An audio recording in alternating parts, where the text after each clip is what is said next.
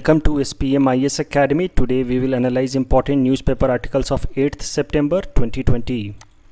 Please note you can download the PDF version of today's newspaper analysis by clicking the link given in the comment section.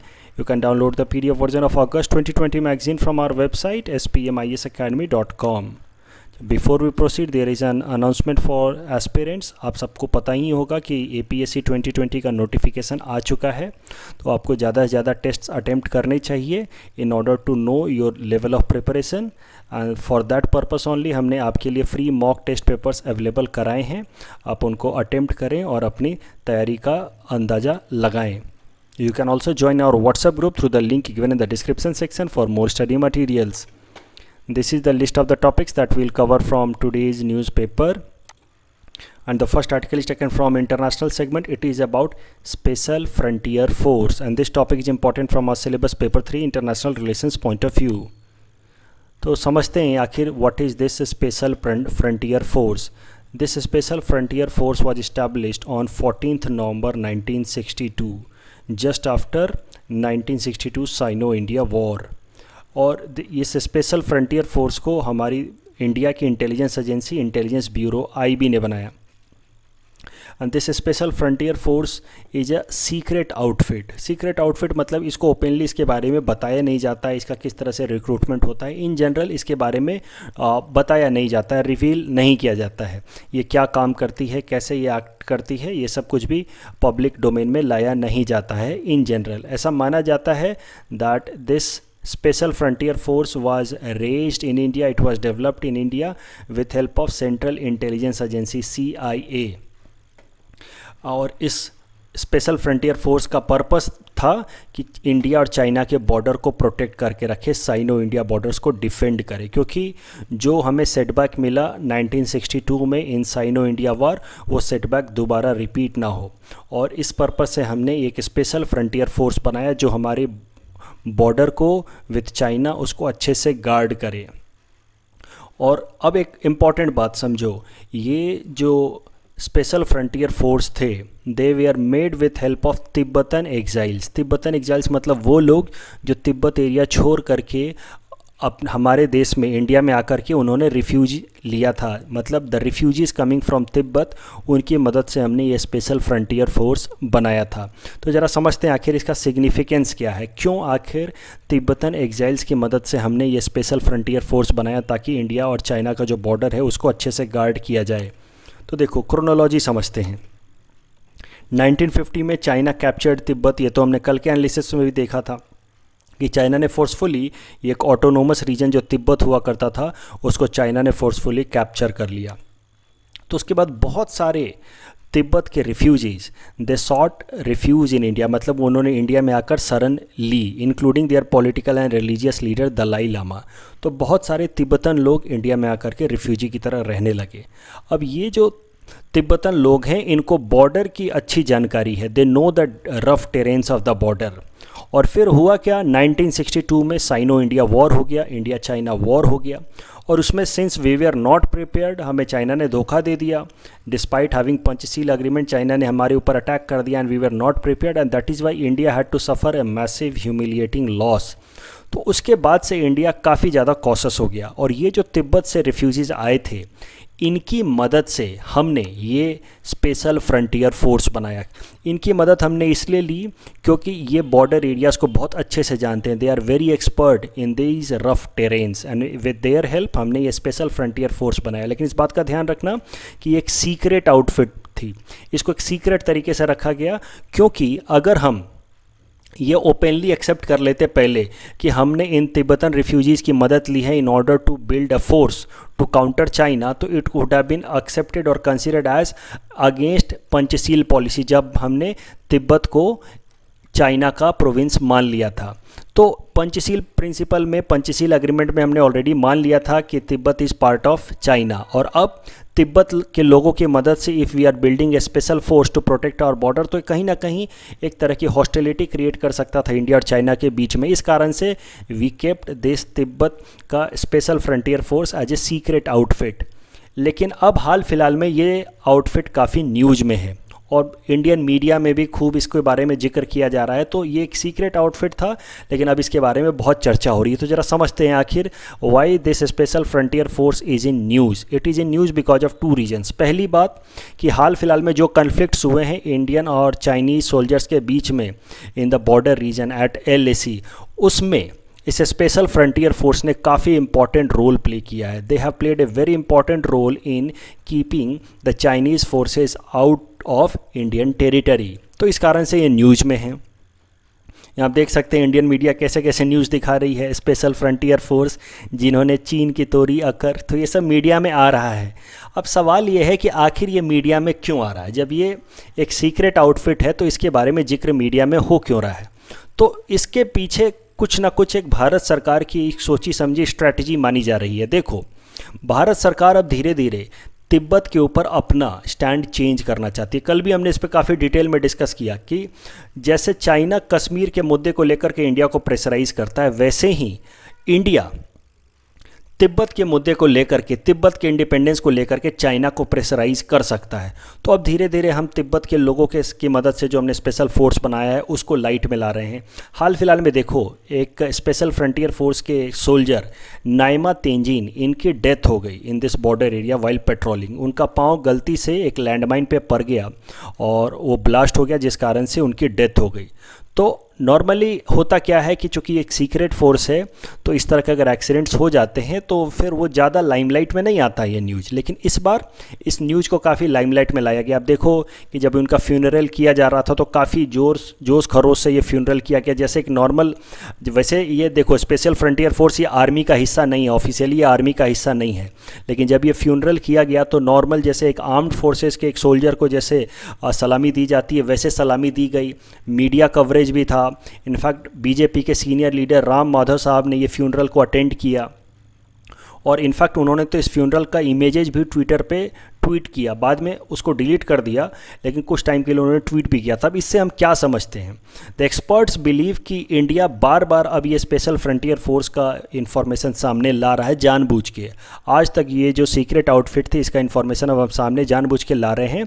हम ये funeral image भी हम सामने लेकर के आए ताकि अब हम धीरे धीरे चाइना को बताना चाह रहे हैं कि हमारी पॉलिसी तिब्बत को लेकर के बदल सकती है। अभी तक इंडिया की क्या पॉलिसी है कि हम तिब्बत को चाइना का प्रोविंस मानते हैं, लेकिन if China keeps on troubling us in border area at LAC, we might change our posture regarding Tibet in order to pressurize, in order to balance China। ये हो सकती है सोची समझी स्ट्रैटेजी जब हम स्पेशल फ्रंटियर फोर्स के बारे में लगातार इंडियन मीडिया में कवरेज कर रहे हैं।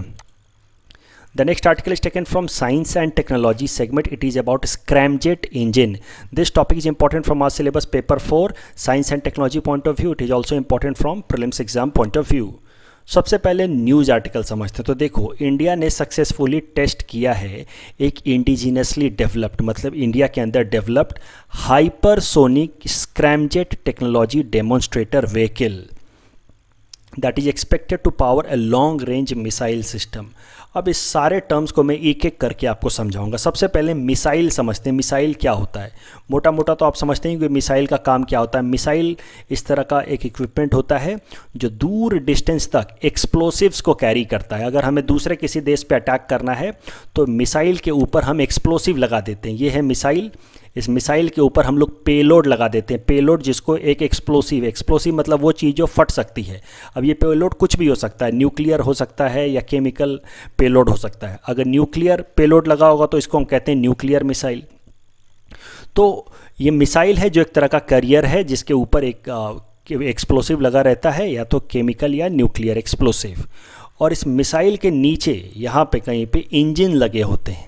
इस इंजन का काम क्या होता है? ये इंजन कंबसन करता है, कंबसन करके हीट रिलीज करता है और हीट के कारण जो बहुत ज़्यादा फिर स्मोक रिलीज होता है, उस स्मोक को वो नीचे की तरफ धक्का लगाता है। और जब जोर से वो नीचे धक्का लगाता है, थ्रस्ट लगाता है, तो नीचे थ्रस्ट लगाने के कारण ये मिसाइल फिर आगे की तरफ चलता है। तो because of this thrust pushed in this direction, this missile moves in upward direction. तो इस तरीके से यह मोटा मोटा काम होता है मिसाइल का। तो आप कम से कम मिसाइल सिस्टम का क्या काम होता है ये तो समझ गए। अब चलते हैं कि ये मिसाइल सिस्टम जो हमने डेवलप किया है, ये न्यूज़ क्या है कि हमने एक अलग तरह का मिसाइल सिस्टम डेवलप कर लिया है इंडिया ने। अब ये मिसाइल सिस्टम क्या है, इसकी खासियत क्या है? It is hypersonic and it is scramjet. तो दोनों को एक एक करके देखते हैं। हाइपरसोनिक टेक्नोलॉजी को पहले समझते हैं। हाइपरसोनिक टेक्नोलॉजी मतलब वो रॉकेट, वो मिसाइल जो साउंड से 5 गुना ज़्यादा स्पीड से मूव करे। साउंड की जो स्पीड होती है लगभग 220-230 मीटर पर सेकंड, उससे 5 गुना ज़्यादा स्पीड से जो मिसाइल मूव करे उसको हम कहते हैं हाइपरसोनिक मिसाइल। और ये जो मिसाइल हमने बनाया है इसकी स्पीड है मैक 6। मैक 6 का मतलब है it can travel 6 times faster than the speed of sound. और इस तरह का मिसाइल अभी तक बस यूएस, रसिया और चाइना के पास है और अब इंडिया के पास हो जाएगा। हमने इसकी टेक्नोलॉजी डेमोन्स्ट्रेट की है, मतलब हमने इसको टेस्ट कर लिया और हमें पता चल गया है कि हमारे पास इस तरह की मिसाइल अब आ गई है टेक्नोलॉजी। अब इसको हम लोग प्रॉपर मिसाइल सिस्टम में बिल्ड करेंगे आने वाले 2-3 सालों में। अब दूसरा जो इस मिसाइल सिस्टम के अंदर एडवांस्ड बात है वो है स्क्रैमजेट टेक्नोलॉजी। तो स्क्रैमजेट टेक्नोलॉजी को समझते हैं। स्क्रैमजेट टेक्नोलॉजी को समझने से पहले ब्रीफली समझ लेते हैं कि जेट और रॉकेट में अंतर क्या होता है। जेट इंजन और रॉकेट इंजन दो अलग अलग चीज़ें होती हैं। दोनों के बीच का अंतर समझते हैं। देखो, रॉकेट इंजन थोड़ा आउटडेटेड सिस्टम है। रॉकेट इंजन में क्या होता है कि एक फ्यूल होता है। फ्यूल जनरली लिक्विड हाइड्रोजन होता है, फ्यूल होता है, और उसके साथ ऑक्सीजन का भी एक सिलेंडर लगा होता है। क्योंकि आपको पता है कि फ्यूल अपने आप में बर्न नहीं हो सकता, जब तक उसको ऑक्सीजन ना मिले फ्यूल नहीं बर्न हो सकता। तो फ्यूल सप्लाई होती है, फिर ऑक्सीजन का सिलेंडर भी लगा होता है रॉकेट के अंदर, और एक तरफ से फ्यूल आती है, दूसरी तरफ से ऑक्सीजन आता है। दोनों जब बर्न करते हैं तो फिर वो हीट रिलीज करता है, और हीट रिलीज करने के कारण जो स्मोक रिलीज होता है उससे वो थ्रस्ट जनरेट करता है। So the point that I am trying to make कि इसके अंदर ऑक्सीजन सिलेंडर लगा होता है। ये अपना ऑक्सीजन खुद लेकर के चलता है rocket engine. It carries its own oxygen cylinder. लेकिन एक होता है जेट इंजन। जेट इंजन क्या करता है? देखो, ये हमारा जो हम फ्लाइट में ट्रैवल करते हैं उसके अंदर भी जेट इंजन लगा होता है। जेट इंजन क्या करता है कि जो एटमॉस्फेयर के अंदर का ऑक्सीजन है उसको कैप्चर कर लेता है और उसको फिर यूज करता है। तो ये अपना ऑक्सीजन सिलेंडर लेकर के नहीं चलता है अलग से, वो एटमॉस्फेयर के अंदर के ऑक्सीजन को कैप्चर कर लेता है और उसको यूज करता है for the purpose of this combustion. अभी एरोप्लेन में क्या होता है कि ये इस ऑक्सीजन को कैप्चर करके उसको फ्यूल बर्न करने के लिए भी इस्तेमाल करता है एरोप्लेन, और साथ ही साथ वो अंदर बैठे पैसेंजर्स को ऑक्सीजन सप्लाई करने के लिए भी यही ऑक्सीजन का इस्तेमाल किया जाता है, जो ऑक्सीजन बाहर से ये जेट इंजन कैप्चर करता है। तो I hope the difference between rocket and jet engine is quite clear. Jet engine अपना ऑक्सीजन सिलेंडर लेकर के नहीं चलता, तो इस कारण से इसकी इफ़िशियंसी ज़्यादा होती है, ये हवा से ही ऑक्सीजन को पकड़ लेता है। अब नॉर्मल जेट इंजन में क्या होता है, जैसे हम लोग रॉकेट एरोप्लेन में बैठते हैं, ये नॉर्मल जेट इंजन, इसके अंदर क्या होता है कि यहाँ पे एक रोटर लगा होता है, एक पंखे जैसा लगा होता है। ये पंखा जब बार बार घूमता है तो ये सराउंडिंग एटमॉस्फेयर से ऑक्सीजन को कैच कर लेता है और फिर उसका इस्तेमाल किया जाता है to supply to the passengers या फिर to use as a fuel. लेकिन अब एडवांस तरीके का जो जेट इंजन होता है उसको हम कहते हैं रैमजेट इंजन, जो नॉर्मली मिसाइल्स वगैरह में लगाया जाता है, वो एडवांस तरीके का जेट इंजन होता है रैमजेट। रैमजेट इंजन में क्या होता है, देखो कि जब वो बहुत फास्ट तरीके से वो मिसाइल या फाइटर जेट मूव करता है, ये फाइटर जेट वगैरह में या मिसाइल सिस्टम में रैमजेट यूज होता है। जब वो फास्ट तरीके से वो मूव होता है तो जो सामने से हवा हो रही होती है, मान लो यहाँ पे जो हवा है उस पर इतना धक्का लगता है इसके फास्ट मूव होने से कि वो फिर एयर लिक्विड में कन्वर्ट होकर के फ्यूल की तरह इस्तेमाल कर लिया जाता है, मतलब फ्यूल ऑक्सीडाइजर की तरह इस्तेमाल कर लिया जाता है। तो एक मेन जो अंतर है एक नॉर्मल जेट इंजन में और रैमजेट जेट इंजन में, कि रैमजेट के अंदर ये रोटरी कंप्रेसर नहीं होता, ये रोटर नहीं होता है, ये मतलब रोटेट कर करके और वो ऑक्सीजन को कैप्चर नहीं करता है, वो धक्का लगा करके, थ्रस्ट लगा करके, जब वो आगे चल रहा होता है तो धक्का लगा करके वो ऑक्सीजन को कैप्चर करता है।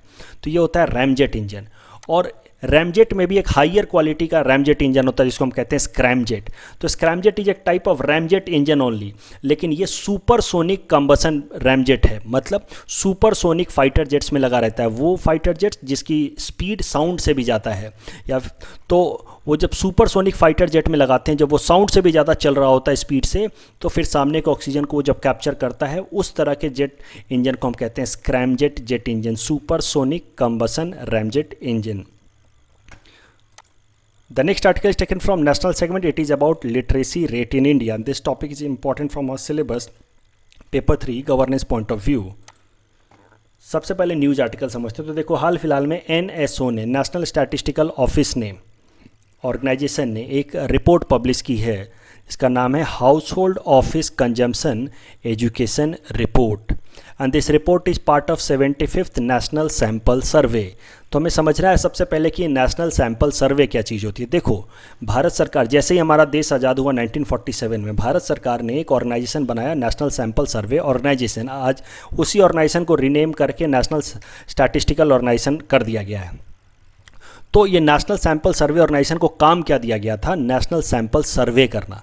समझते हैं ये नेशनल सैंपल सर्वे होता क्या है। देखो, नेशनल सैंपल सर्वे का सरल शब्दों में मतलब है, 1950 में इसको स्टार्ट किया गया था कि देश के अंदर जो इम्पॉर्टेंट इन्फॉर्मेशन है, हेल्थ से रिलेटेड, एजुकेशन से रिलेटेड, उनको टाइम टू टाइम उसका डाटा पब्लिश करते रहे। Periodical publishing of data regarding important components like health, education, ये काम दिया गया था नेशनल सैंपल सर्वे ऑर्गेनाइजेशन को। और उस जो डाटा पब्लिश होता है उसको हम लोग कहते हैं नेशनल सैंपल सर्वे।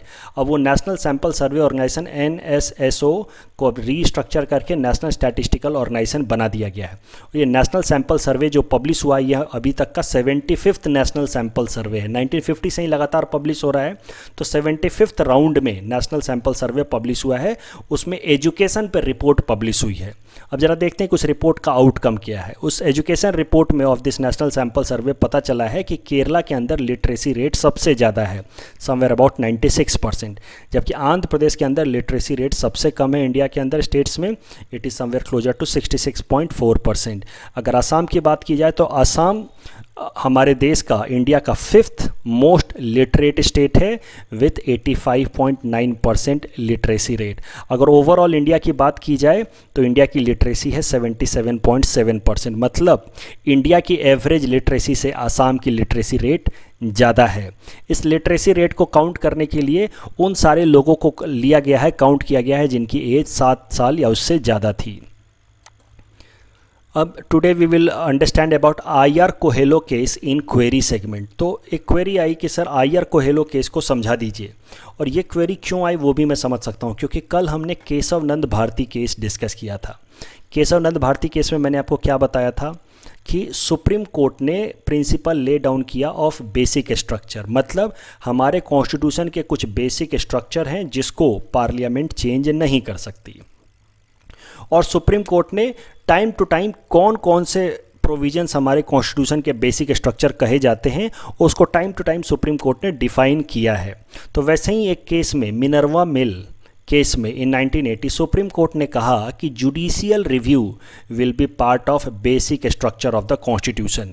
मतलब judicial review, apart from democracy, apart from secularism, judicial review भी हमारे कॉन्स्टिट्यूशन का बेसिक स्ट्रक्चर है। मतलब जुडिशियल रिव्यू का पावर नहीं छीना जा सकता। तो ज़रा समझते हैं कि आखिर जुडिशियल रिव्यू है क्या। देखो, जुडिशियल रिव्यू को इस फिगर की मदद से समझते हैं। पार्लियामेंट ने मान लो कोई नया कानून बनाया, तो अब सुप्रीम कोर्ट का काम है कि वो इस नए कानून को रिव्यू करे कि ये जो नया कानून है ये कॉन्स्टिट्यूशन के मुताबिक है कि नहीं। ऐसा तो नहीं कि इस कानून के अंदर कोई भी प्रोविज़न कॉन्स्टिट्यूशन के अगेंस्ट हो। और अगर सुप्रीम कोर्ट को लगता है कि इस नए कानून के अंदर कोई भी प्रोविज़न कॉन्स्टिट्यूशन के अगेंस्ट है, तो वो उस प्रोविज़न को स्ट्राइक डाउन कर सकता है। This is known as judicial review. मतलब a new law made by the parliament is adjudged by the judiciary whether it is in line with the constitution और नॉट। और ये जुडिशियल रिव्यू का power, मतलब कोई भी जो नया कानून बन रहा है इसको चेक करने का पावर, जज करने का पावर सुप्रीम कोर्ट का है, और इसको हम लोग कहते हैं पावर ऑफ जुडिशियल रिव्यू। और सुप्रीम कोर्ट ने कहा कि this is a basic structure, मतलब किसी भी सर्कमस्टांसेज में जुडिशियल रिव्यू नहीं छीना जा सकता है। जुडिशियल रिव्यूज़ एक बेसिक स्ट्रक्चर का हिस्सा है। मतलब कभी भी आप ये नहीं कह सकते कि सुप्रीम कोर्ट इस लॉ को रिव्यू नहीं कर सकती। अब जरा समझते हैं आईआर कोहेलो केस ऑफ 2007। इस आईआर कोहेलो केस में आर्टिकल 31B को चैलेंज किया गया था। तो आर्टिकल 31B की थोड़ी हिस्ट्री समझ लेते हैं। आर्टिकल 31B को इंडियन कॉन्स्टिट्यूशन में ऐड किया गया था in 1951 as a result of first amendment to the Indian Constitution. और इस आर्टिकल 31B में ये लिखा गया है कि कोई भी कानून अगर लाया जाता है अंडर आर्टिकल 31B और उसको 9th शेड्यूल में मेंशन कर दिया जाता है, मतलब 31B के हिसाब से अगर कोई भी कानून लाया गया और उसको 9th schedule of the Indian Constitution में लिख दिया जाता है अगर कि this law has been brought according to article 31B and it has been now mention in 9th schedule, तो फिर उस पर जुडिशियल रिव्यू नहीं हो सकती, ऐसा लिखा गया। मतलब कोई सा भी कानून भारत सरकार ला दे, पार्लियामेंट ला दे, कुछ भी ला दे, मान लो सिटीजनशिप अमेंडमेंट एक्ट को भी अगर भारत सरकार कह दे कि it has been brought under article 31B और उसको सिटीजनशिप अमेंडमेंट एक्ट को जा करके 9 शेड्यूल के अंदर लिख दे, मेंशन कर दे ऑफ इंडियन कॉन्स्टिट्यूशन दे, तो फिर उसका जुडिशियल रिव्यू नहीं हो सकता, फिर जुडिशियरी उसका रिव्यू नहीं कर सकती। ऐसा आर्टिकल 31B में लिखा गया अकॉर्डिंग टू फर्स्ट अमेंडमेंट 1951। तो इसको चैलेंज किया गया IR कोहेलो केस में 2007 में कि सर देखो, जुडिशियल रिव्यू तो बेसिक स्ट्रक्चर है हमारे कॉन्स्टिट्यूशन का, और आर्टिकल 31B कहता है कि जुडिशियल रिव्यू हो ही नहीं सकता उस लॉ का जो 9th शेड्यूल में लिखा हुआ है। तो ये तो मिनर्वा मिल केस के जजमेंट के खिलाफ है article 31B। It is against the idea of judicial review being basic structure of the Indian Constitution because Article 31B is not allowing judicial review। तो सुप्रीम कोर्ट ने फिर IR Coelho case में इस बात को माना और सुप्रीम कोर्ट ने IR कोहेलो केस में जजमेंट दिया कि there can not be any blanket immunity from judicial review. Judicial review is basic structure of the Indian Constitution. तो ऐसा नहीं कि 9th शेड्यूल में आप कोई भी कानून लिख देंगे और आप कहेंगे कि अब इस पर जुडिशियल रिव्यू नहीं हो सकता, क्योंकि judicial review is basic structure of the Indian Constitution. और फिर सुप्रीम कोर्ट ने कहा कि वो सारे कानून जो 9th शेड्यूल में लिखे गए हैं आफ्टर 24 अप्रैल 1973, उन सब पे जुडिशियल रिव्यू हो सकता है अगर किसी ने भी उसके खिलाफ केस किया तो, that it is violating any principle of the constitution. तो आखिर 24 अप्रैल 1973 का डेट क्यों दिया सुप्रीम कोर्ट ने? क्योंकि इसी तारीख को केशव नंद भारती जजमेंट आया था और इस तारीख से ही सुप्रीम कोर्ट ने बेसिक स्ट्रक्चर का डॉक्ट्रिन ले डाउन किया था। तो अब जब जिस तारीख से बेसिक स्ट्रक्चर का डॉक्ट्रिन ले डाउन हो गया और बेसिक स्ट्रक्चर का एक हिस्सा है जुडिशियल रिव्यू, तो अब उसके बाद से किसी भी कानून को जुडिशियल रिव्यू से नहीं बचाया जा सकता अगर उसका नाम 9th शेड्यूल में लिखा हुआ है तो भी। दैट इज़ वाई 24 अप्रैल 1973 के बाद से हर एक कानून जो 9th शेड्यूल में लिखा है उसका जुडिशियल रिव्यू हो सकता है according to IR Coelho case. That's all from our side for today. Thanks for watching.